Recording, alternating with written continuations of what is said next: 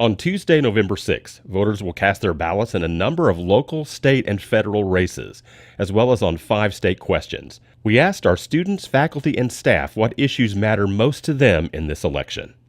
It is so important that people my age and older get out there and vote, because the voting issues right now have to do with things like public schools. Someday we will have children that are in these public schools. We just got out of a public school system. It's so important for women to keep on advocating for their rights, because equality has not been achieved yet. And that the only way to change something that you don't like is to go out there and vote for it. I'm most concerned about anything that affects the funding of education in the state, both at the K-12 level and at public institutions like this one. I just think it's the right thing to do. It's kind of the basic way we participate in our democracy. So everyone's voice can be heard. Everyone needs to go out and vote and let their opinions be known. What I'm most passionate about regarding the ballot is anything really regarding the general need of funding schools and teaching in Oklahoma, because education is extremely vital to our future and everything that holds. But I think everybody should get out to vote, and on election day, if you need a ride to the polls, come find me in Davis Hall 115, and I'll take you to the polls.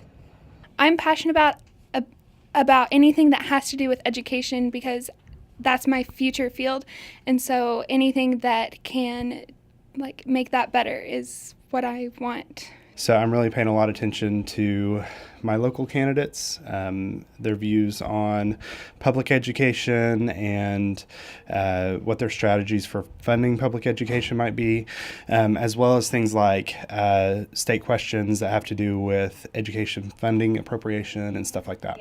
Nothing specific on the ballot, but I think it's very important that young people take a stand in government. The most important thing on the Oklahoma ballot to me right now is probably the governor. I'm most concerned about education policies and social policies.